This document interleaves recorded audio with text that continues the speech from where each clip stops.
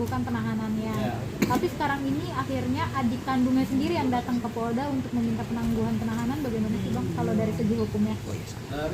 Jadi begini, ketika Nikita Mirzani kan sekarang sedang ditahan, kemudian kalau anaknya belum usia 17 tahun nggak bisa, kemudian adiknya, jadi adiknya Nikita Mirzani ini bisa karena dia di atas usianya udah dewasa kan, jadi dia bisa kemudian mengajukan permohonan penahanan. Jadi yang bisa mengajukan permohonan penahanan itu pertama adalah si tersangka sendiri, ya. Yang kedua penasihat hukumnya, yang ketiga keluarganya, saudara, dan yang keempat kadang siapapun yang mau menjamin, siapapun orang yang kemudian kenalan dia mau menjamin bisa, tapi ini paling dianggap tidak bisa untuk kemudian menjadi penjamin utama. Jadi yang paling bisa itu adalah penasihat hukum dan keluarga. Nah, setiap permohonan penangguhan penahanan harus ada penjamin kan, gitu. Persoalannya, apakah bisa kemudian mengajukan permohonan penangguhan penahanan? Jawabannya bisa. Apakah kemudian permohonan penahanan ini kemudian bisa kemudian dikabulkan oleh penyidik? Jawabannya, untuk kasus Nikita Mirzani sulit dikabulkan. Kenapa? Karena kasusnya itu terkait dengan pemerasan. Pemerasan itu memang susah dikabulkan penangguhan penahanannya. Sama seperti kasus pembunuhan itu nggak bisa dikabulkan permohonan penangguhan penahanan. Sama kayak kasus pencurian, penganiayaan berat, perkosaan, percabulan di bawah umur itu nggak bisa ditangguhkan. Termasuk narkotika itu nggak bisa ditangguhkan. Jadi siapapun yang mengajukan permohonan penangguhan penahanan terhadap Nikita Mirzani bisa, tapi agak sulit dikabulkan, malah cenderung nggak bisa dikabulkan. Jadi Nikita Mirzani akan tetap ditahan.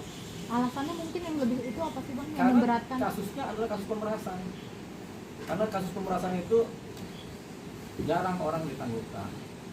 Gitu. Karena dasar dari pemerasan itu mirip sama kasus pembunuhan, melukai orang lain, mencederai orang lain, baik secara psikis maupun fisik.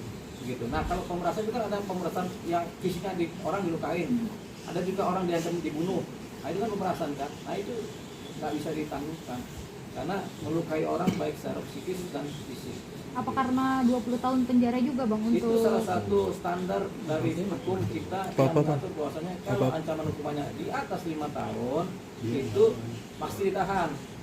Tapi sebenarnya walaupun diancam 5 tahun bisa juga ditangguhkan penahanannya. Tapi khusus perkara-perkara yang objektifnya seperti ini itu memang posisinya adalah tetap ditahan. Jadi ada perkara yang posisi penahanannya karena subjektivitas dari penyidik, tapi ada juga perkara yang penahanannya karena objektivitas dari perkara itu sendiri. Yang disebut objektivitas perkara itu sendiri misalnya perkara pencurian, karena perkaranya pencurian ya nggak mungkin dilepaskan dia setelah ditangkap. Perkara pembunuhan kan nggak pernah ada perkara pembunuhan si pelakunya kemudian dilepaskan, ditangguhkan, kan tidak ada. Sama kayak pemerasan tidak pernah ada. Kalau misalkan pengen justice collaboration Bang? Justice kolaborasi, justice Restoratif. kolaborator kan? Iya, kolaborator. RJ namanya. Iya. Iya kan? Iya. Apa punya Restoratif. restoratif justice. Jadi kalau kita bicara restoratif justice, tidak semua perkara bisa restoratif justice. Perkara yang tidak bisa itu pembunuhan, pencurian itu sebenarnya tidak bisa. Penganiayaan berat itu sebenarnya tidak bisa. Yang bisa restoratif justice itu yang delik-delik aduan, tindak pidana aduan, misalnya pencemaran nama baik, kita masih bisa mengadakan restoratif justice. Atau kasus delik aduan yang lain, misalnya perzinahan, itu bisa restoratif justice ya. Tapi kalau kasus pembunuhan, pemerasan, penganiayaan berat, percabulan anak di bawah umur, perkosaan, itu nggak ada restoratif justice.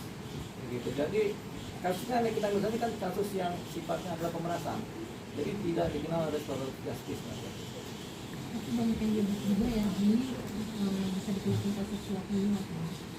Tidak ada RJ ini adalah di mana posisinya adalah sama-sama menguntungkan, win-win solution.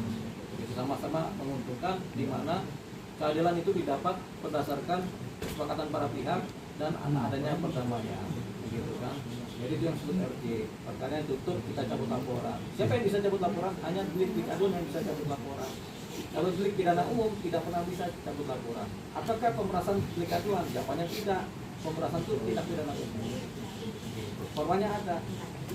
Sama kayak penggelapan, penipuan itu sebenarnya delik pidana umum.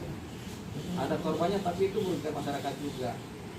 Jadi, tapi kalau penipuan penggelapan masih bisa tuh waktu untuk kemudian saling berdamai, misalnya kalau uangnya dibalikin sudah diputuskan berdamai, masih bisa. Tapi kalau kasus pemerasan agak berbeda, karena kasus pemerasan sama seperti kasus pencurian berat, penganiayaan, pembunuhan itu sama. Karena ada unsur ancamannya itu. Ancaman ini bisa macam-macam. Ada ancaman membunuh, ada ancaman menculik, ada ancaman membakar rumah, ada ancaman yang halus. Nanti ancamannya nanti di lecture-nya kamu nggak kita ceritakan ke publik, itu kan termasuk ancaman. Ancaman yang paling halus itu. Nah, pemerasan yang paling halus yang seperti tadi itu, mengancam, memeras, pemerasan yang paling halus ya, memeras dengan cara nanti kalau kamu ngasih uang, nanti saya nggak ceritakan tuh keadaan rumah tangga keluarga kamu yang baik-baik aja saya ceritakan. Itu kan itu termasuk pemerasan secara halus, tapi tetap pemerasan. Yang memberikan uangnya itu bang? Memberikan uang ya korban, yang memberikan uang karena diperas ya korban. Jadi korban itu kemudian menyerahkan uangnya karena dia merasa diperas dan diancam. Karena biasanya pemerasan itu dibarengi dengan ancaman. Setiap pemerasan harus dibarengi dengan adanya ancaman-ancaman, baik ancaman kasar maupun ancaman halus. Artinya kan ketika dia mengasih uangnya, artinya kan produknya dia bermasalah, kena gitu. Nah, itu korban. Jadi orang yang diperas itu selalu korban. Makanya kasusnya pemerasan. Jadi ada pemerasan, ada suap penyuap.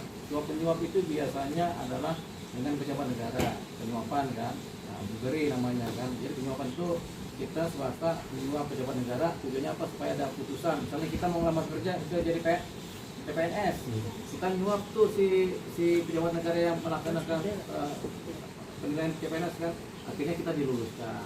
Itu namanya penyuapan. Tapi kalau swasta dengan swasta, jawabannya tidak. Ada lagi, misalnya sepak bola, ada pertandingan, kemudian pertandingan ini diselenggarakan tapi ada posisi suap penyuap memenangkan satu posisi, itu masih bisa dipidana karena penyuapan. Tapi biasanya penyelenggaraan sepak bola kan yang mengadakan adalah pihak negara juga, karena kan ada wasitnya, wasit yang datang dari negara kan, kita masih swasta. Tapi kan ini personal bang, bukan kayak Harvey Weinstein yang merugikan negara gitu. Iya. Itu manis sama sih. Ini personal, enggak. Kasus ini kan kayak kasus pembunuhan. Kita misalnya ada satu orang membunuh orang lain, itu kan personal. Si A membunuh si B, itu kan personal. Tapi yang dirugikan adalah publik, makanya disebut tindak pidana publik. Walaupun ini personal. Begitu sama juga pemerasan. Si A memeras si B dengan ancaman. Ini kan personal. Tapi kemudian yang dirugikan adalah publik. Nah, ini yang disebut sebagai tindak pidana umum. Jadi pemerasan termasuk tindak pidana umum, sama seperti kasus pembunuhan. Dan nilai posisi perkaranya sama, nilai kelukaan bagi keadilan itu sama. Walaupun nominalnya beda bang. Nominalnya bisa berapa aja kan? Bisa 1 triliun kayak kasus Pertamina kan? 1 kuadriliun kan? Bisa cuma 700 triliun kayak kasus Harvey Weinstein. Bisa juga cuma 4 miliar, tapi nilai perkaranya sama. Bang, Nilai pelakunya sama. misalkan ini apa kalau ada yang mau menjenguk kasus pemerasan ini dibatasi bang atau gimana sih bang? Karena kan tadi salah satu temennya Iya. ada yang mau datang tapi nggak boleh masuk gitu bang. Jadi begini, penjenguk terhadap tersangka yang ditahan, terhadap orang yang ditahan itu ada waktunya. Senin Kamis, Senin Selasa Rabu Kamis Jumat misalnya, jamnya jam 9 sampai jam 3, itu ada waktunya. Kemudian tidak semua orang, tidak semua keluarga boleh menjenguk, hanya pada saat-saat tertentu dan keadaan tertentu dan siapa sebenarnya. Jadi nggak bisa semua orang kemudian bisa menjenguk. Ini kan bukan rumah sakit nih, ruang tahanan. Kalau rumah sakit masih bisa, rumah sakit aja ada waktunya tuh. Posisi orang menjenguk, sama juga ruang tahanan juga ada untuk menjaga ketertiban di dalam tahanan. Jadi nggak semua orang bisa.